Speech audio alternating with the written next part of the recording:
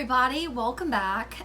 Today we're going to look at, hopefully, you guys are a little further along with your pumpkin a la Van Gogh style compositions. This is my finished one. I just finished it up yesterday. It definitely took 2 parts in order to get the watercolor all painted in there, and I even added a little bit more crayon. So after you've done your watercolor, if you realize you want to come back in and add more crayon, absolutely you can.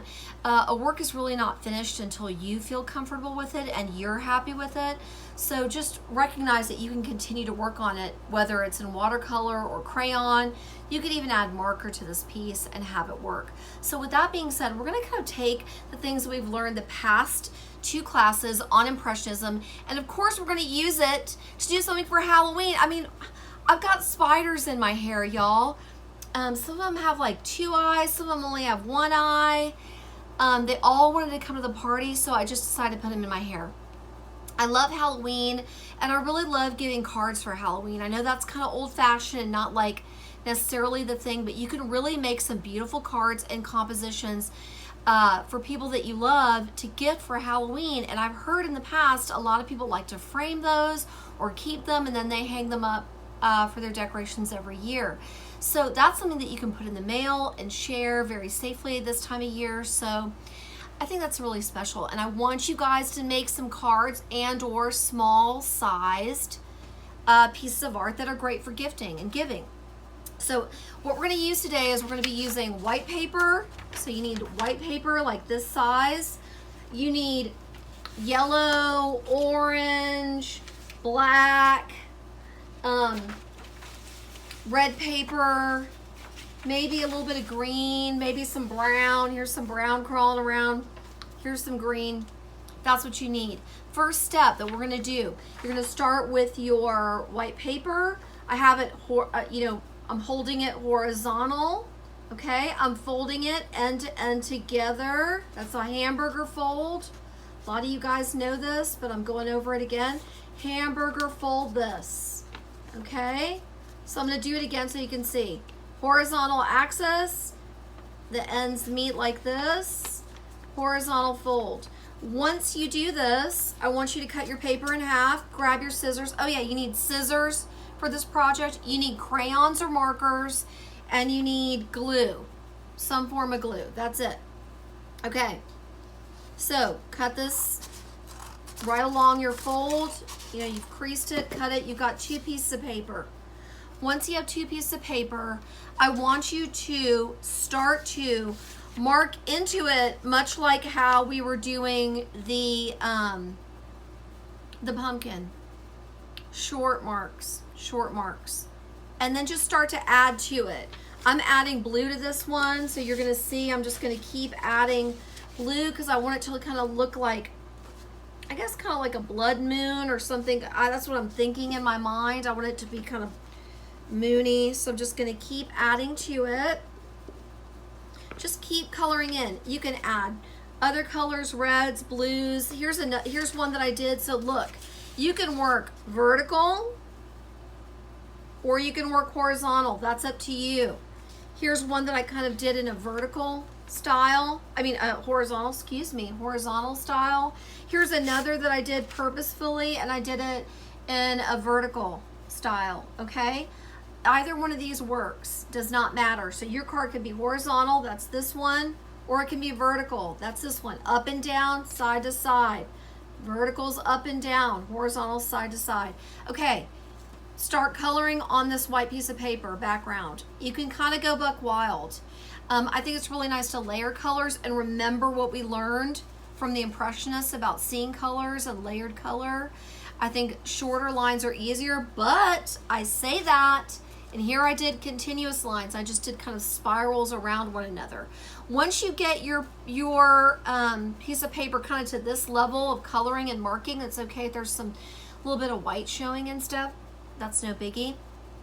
Once you get it to this stage, whether you're using crayons, these crazy extra crayons or markers or whatever, it does not matter. Get your white paper to this stage where it kind of, You can start to hint at what you might be adding. You know, this kind of looks like the glowing part of the moon. Remember that, because that's going to kind of tell us, give us ideas of what we might want to do. So then I want you to take your scissors and just start cutting into your paper. Start cutting into it. I know I want a moon, a crescent moon, so I'm just going to cut one really quickly. If you've never done a crescent moon, it doesn't matter if it's not perfect. Just get something that kind of feels right. I know I want to add it to this piece of paper, just so it looks like it's kind of glowing. This kind of looks like Scooby-Doo cartoon style. So here's the next part. As you're doing this, before you glue it, just lay it out and look at it. I started cutting into my black. I was all like, I'm gonna cut a haunted house out of this black. I just started cutting like crazy. Okay, check it. Look at this. Don't glue it till you check it. Because I was like, oh, this haunted house, it's as big as this piece of paper. That's too big. So I want to check it. I'm going to get my house kind of situated where I like it. I like it there. Great. No big deal that it's off the paper. That's no big thing. I'm just going to trim it to where I need it to be. Big whoop. That is no big deal. I can hardly see this. Hold on, let me do it from this side so y'all can see it. I just kind of lined it up on the edge. I'm just going to trim it. No big deal. Trim it. Make sure I like it. I'm going to check it again with my kind of Scooby-Doo moon. I like it. Okay. At this point, I'm kind of ready to glue. I've got like a sense of what I want. Haunted house. But this haunted house is not done. This haunted house does not have details. And you guys know I'm going to say details. Cut this paper and create the details. It needs windows. It needs a door. It needs window panes. It needs funky shingles. Maybe it needs a chimney. Maybe it needs some bats flying around. All those details, start cutting them. I'm going to glue this really quickly. So whatever glue you have, you can use. I've got like some extra glitter glue. You know I've got that. I've got this, what do you call it? Glue stick. Oh, hey, here's the other thing. Check your glue stick. This glue stick is totally dried out. It is busted. It's useless. This goes in the trash. Bye. Bye, glue stick. Gotta go. Okay, hopefully this one's better. I hope it is. Okay, is this one better? Yeah, this one's better. Great. Good. Okay, let me check this. Is this looking right? Oops. All right, so here's the deal. Sometimes you lay your image on the paper. Remember, don't add the glue on this side because then you'll have to flip it to glue it, okay? So if you want it over here like this, you need to lift it up and glue the back side of it. That's like something I've done like 9,063 times the opposite way. I worked with it. It's no big deal. Work with it. You can handle it. That does not ruin it. But just be aware of that because sometimes I kind of space out. I just get excited and I start gluing the front side. Done that so many times I can't even begin to tell you. Get a bunch of glue on there, stick it on here. All right, get it on there. Get it where you like it. Great. Okay, I'm gonna put my moon on there so that my moon looks kind of like it's doing some weird glowing. I'm gonna get my moon on there. Don't worry about your moon being perfect or whatever. It doesn't even need to be. Kind of, ooh, yeah, it's kind of spooky. I'm gonna do like kind of half moon. So get your moon on there or whatever else you're gonna have. You might even have some clouds at the top or bats. So speaking of bats, let's do some bats. You know, I cut this piece of paper out. I'm gonna fold this. I need some small bats, so I'm gonna fold this. Look, this is, what is this? Does anybody know what this is? Hot dog fold. When you go long ways, great. I did a hot dog fold, and now I'm gonna make my little bat. So I'm gonna make kind of like a weird head, and then I'm gonna make some spiky bits for his wings. I think this will work. Will this work? Yeah, it will. Can do anything. Okay, then I'm gonna make the curvy part of his wings. Curvy part, so he looks really batty. And then here's kind of his body. Is this right? Yeah, it's right. I folded it. Okay. Is he batty? Oh, yeah, look.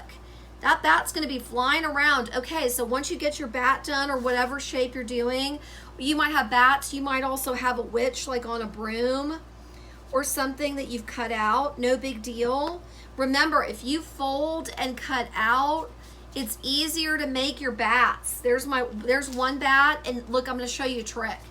Hey, you know this cutout piece right here? Haha, that's gonna be my second bat. I'm just gonna fake it.